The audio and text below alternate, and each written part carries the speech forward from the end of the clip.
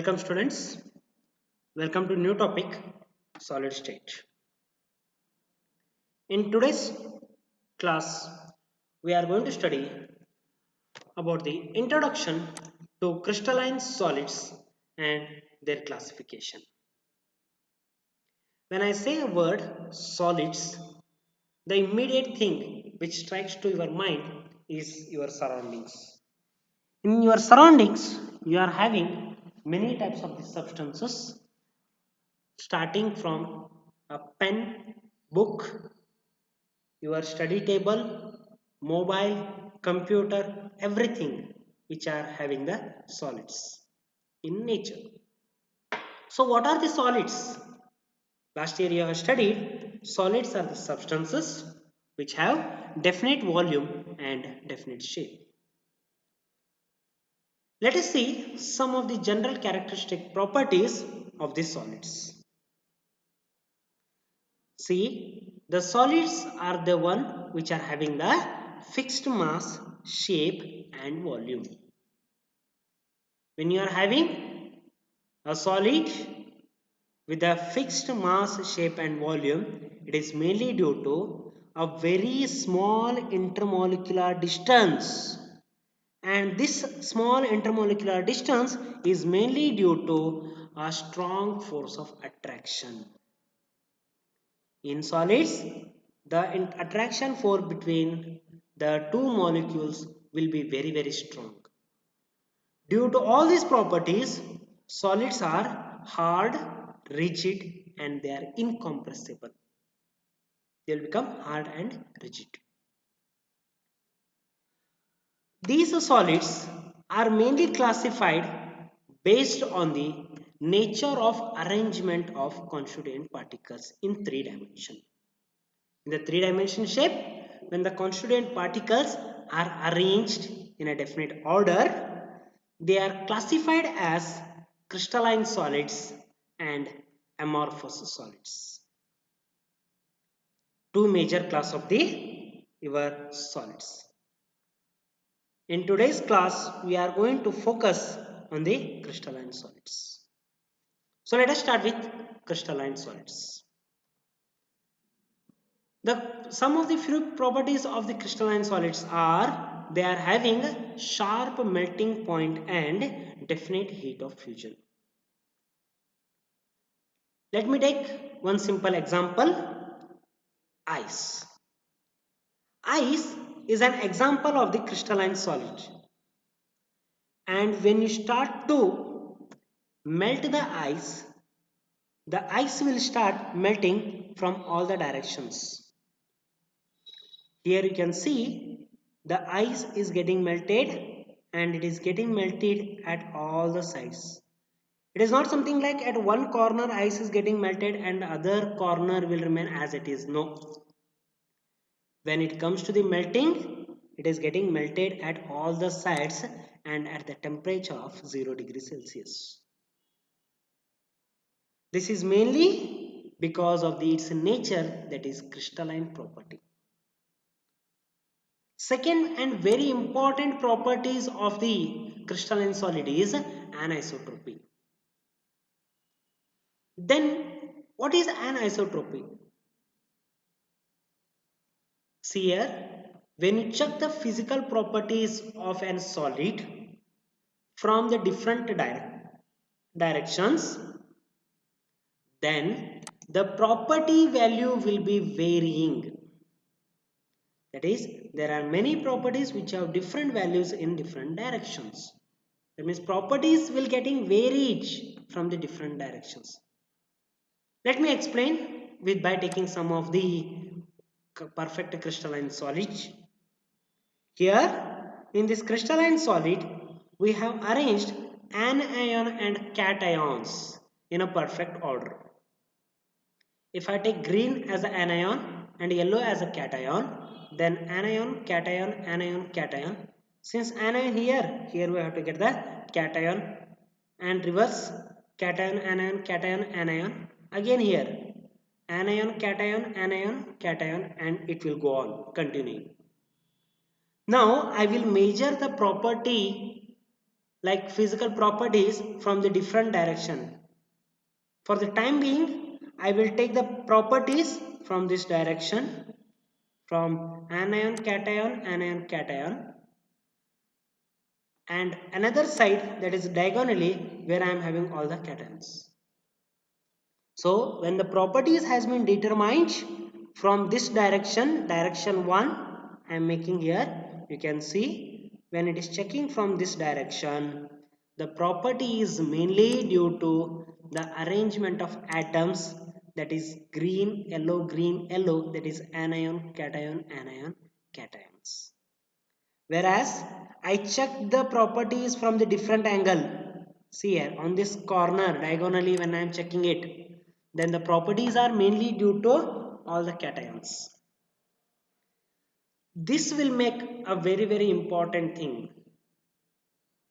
As the direction changes, the physical properties will go on changing. This is a characteristic property of the crystalline solids. This is not same with the amorphous solids.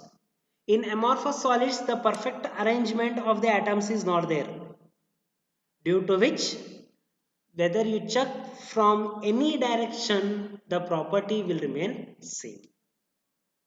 Now coming back to your crystalline, since the composition of solid changes with the direction, so here I have shown the two directions. When it is changing from two directions, the values of physical property also changes. Very important thing you have to remember. Apart from this, some of the few more properties are there that we will see distinguish between crystalline and amorphous solids. First one is arrangement of the constituent particles. In crystalline solids, I have said they are perfectly arranged. That means the arrangement is long range order. The order of arrangement is for the long range, whereas in amorphous, it is of the short range. Next property, that is melting point. In crystalline solids, it is sharp melting point. You have seen the example of the ice.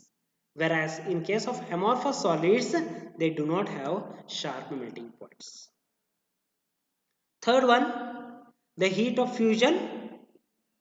The crystalline solids are having definite heat of fusion, whereas amorphous solids no definite heat of fusions. Next one, anisotropy and isotropy. Already I have explained you what do you mean by anisotropy, which is seen in the crystalline solids. In case of amorphous solids, it is isotropic. What do you mean by isotropic?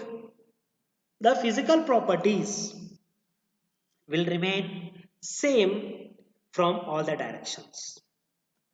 They are iso, that means constant, same. Isotropic, the properties will remain same from all the directions. Next one, nature. The crystalline solids are commonly called as true solids, whereas amorphous solids are called as pseudo solids. The last point, that is shape. Crystalline solids are having definite geometrical shapes, whereas amorphous solids are not having the definite geometrical shape, or they can called as irregular shapes. Let us move further. We will see the classification of these crystalline solids. Crystalline solids are mainly classified into four categories, that is molecular solids, ionic solids, metallic solid and covalent solids. First we will start with the molecular solids. As the name itself says, molecular, that means the constituent particles in the solids are molecules. When I am talking with respect to your molecules, they may be polar, non-polar, those are the things that will come under the subcategory. First, let us see what you mean by the molecular solids. Molecular solids are the one in which the constituent particles are molecules. When the constituent particles are molecule, then that is called as molecular solids. These are further divided into following categories like non-polar molecular solids. As the name itself says, non-polar. That means the bond between the molecule is non-polar in nature. Then what do you mean by non-polar bonds? When the difference between the electronegativity of both the atoms joined by a covalent bond is 0, then that bond is called as a non-polar bond. And the solid which is formed by non-polar molecule is called as a non-polar molecular solid. Let us see some of the examples where we are going to get the non-polar molecule, that is hydrogen gas, chlorine gas, iodine solid. Now you may ask, hydrogen and chlorine, how they are going to become the solid?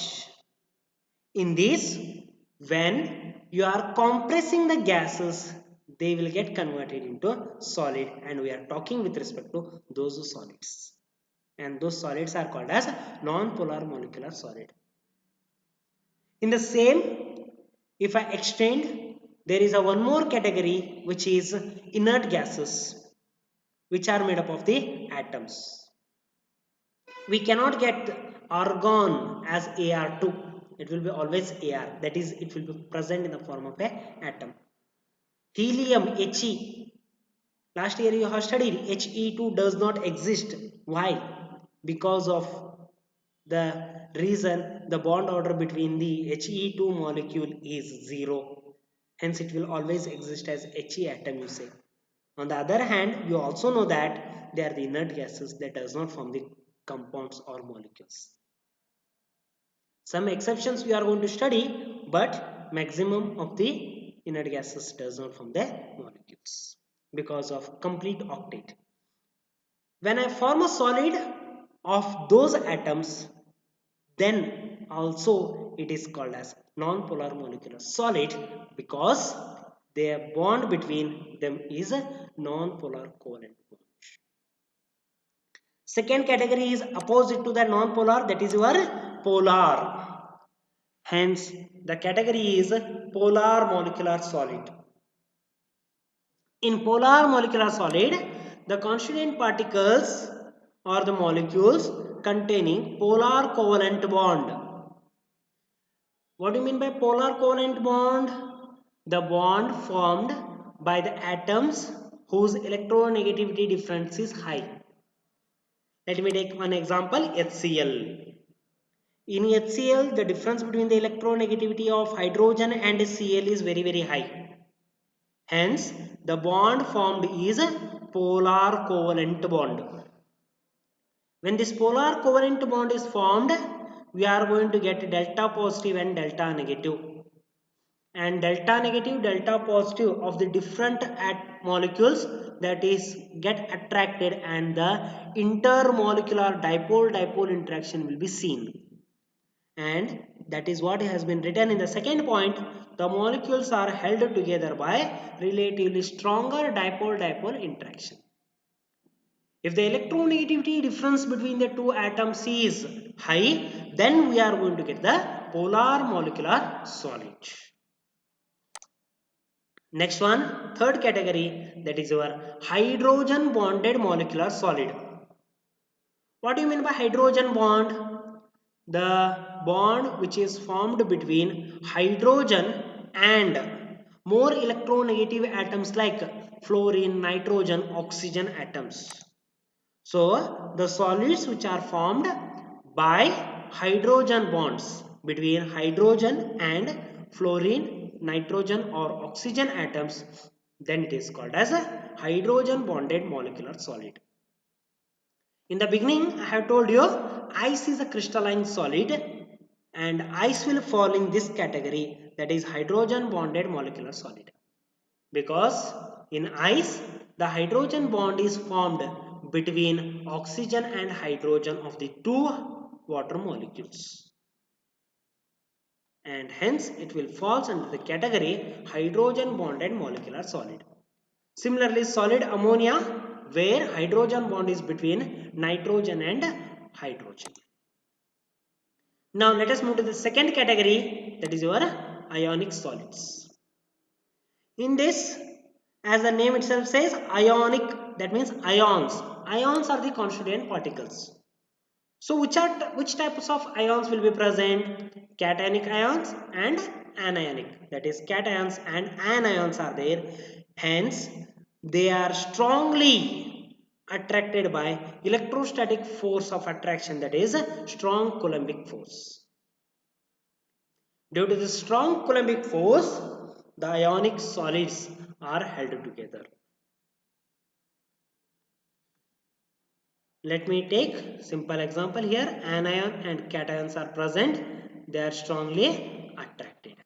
The size of the anions will be always higher than the cations. The reason you know, when the electron has been added to an atom, its size will increase. Let me see some of the examples. Sodium chloride, zinc sulfide, magnesium oxide, etc. In the sodium chloride, sodium is positive, Cl minus, that is chloride, and the strong electrostatic force of attraction force between sodium and chloride is existing. Now third category, metallic solid. As the name itself says, they are present in metal. The constituent particles are here metal kernels and a sea of free mobile electrons. Last year you have studied the C model of the metals, and here we are going to get the explanation for that. The constituent particles are positively charged metal kernels in the sea of the free electrons. Let me take some example here. Here I am having the metal kernels, that is metal atoms are present, that is positively charged one. Surrounding to that, your negatively charged electrons are present. But these electrons are not going to be at the same place. They are continuously in the motion. They are continuously in the motion. So what will happen? In the sea of the electron, positively charged metal ions will be present. Those metal ions are called as kernels. And this will explain the structure of the metal sea of the electron in which positively charged metal ions are embedded. Just like your watermelon. The red part, if I consider as the sea of electron in which the seeds are present like the metal ions. Now let us move for the fourth category, that is covalent or atomic or network solid. In this, the constituent particles are covalently bonded non-metallic atoms. The best example for this network type of solids is your diamond and graphites. In the diamond, you can see only carbons are present. These carbons are present in the form of a tetrahedral shape. These tetrahedral shaped carbons are going to form a network like structure which will classified as network solids. Since the bond between them is purely covalent, it is also called as a covalent solid, and it is formed only due to one type of the atom. It is called as an atomic solid. So three names: covalent solid, atomic solid, or network solid. Now we will put together all the things in the tabular form.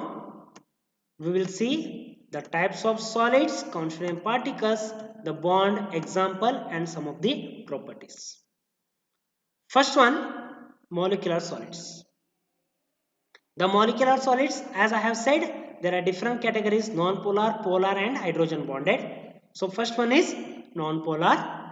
So what are the constituent particles? Molecules. For the complete class molecular solids, molecules are the constituent particles.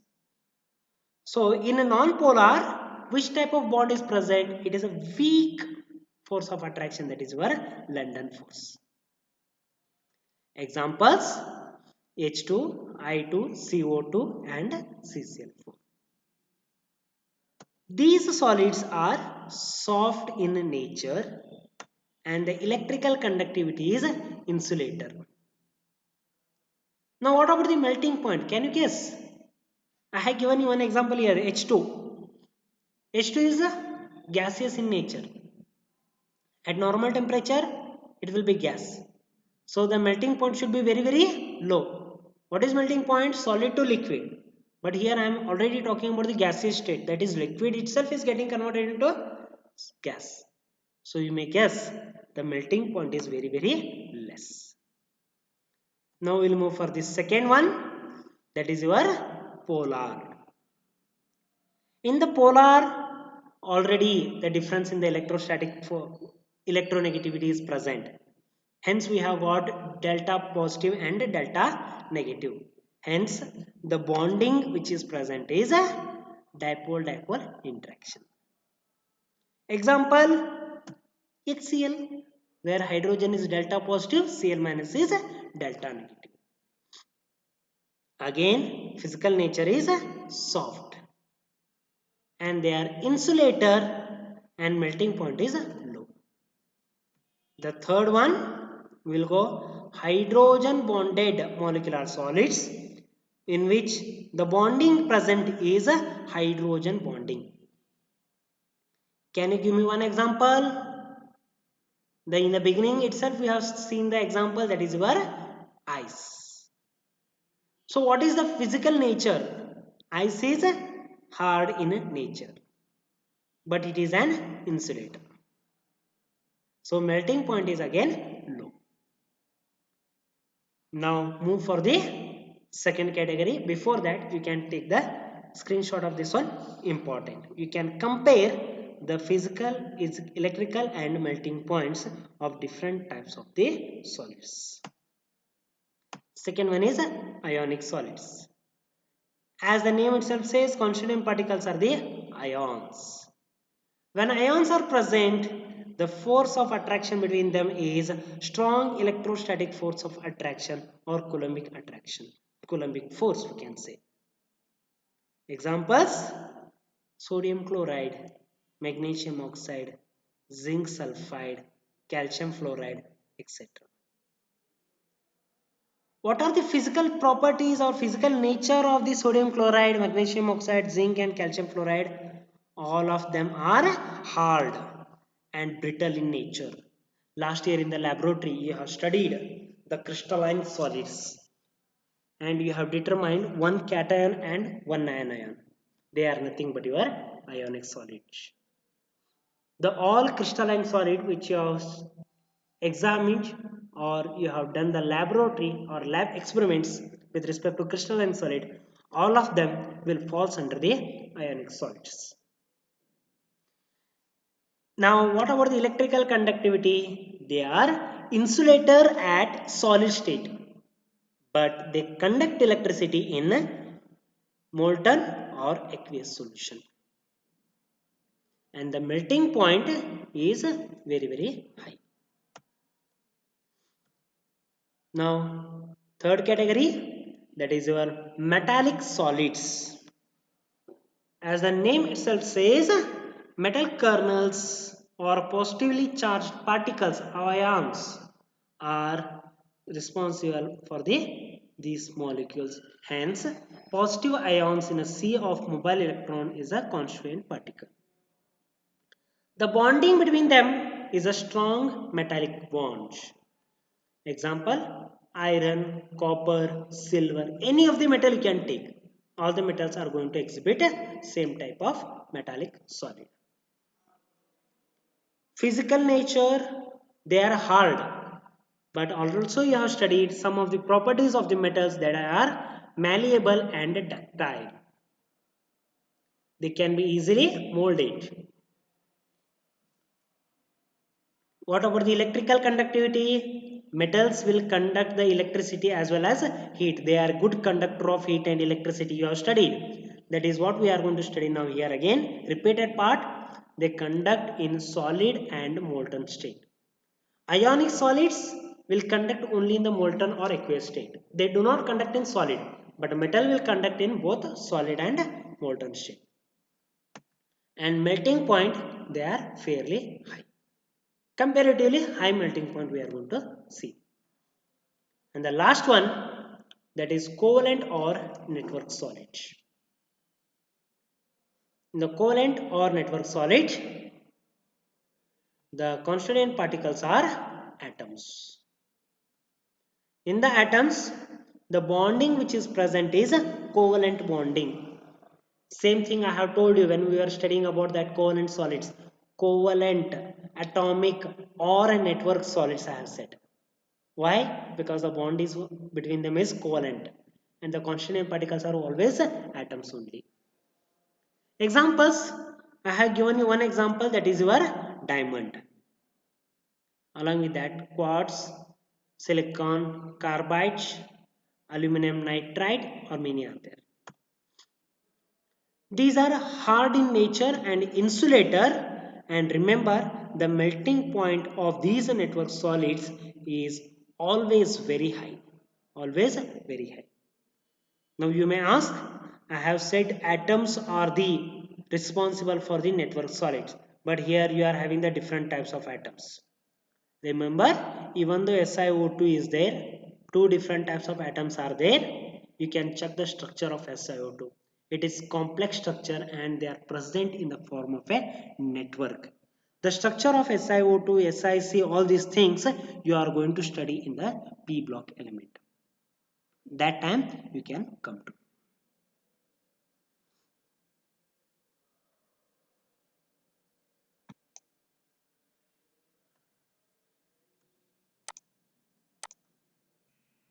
Thank you. We'll continue in the next class.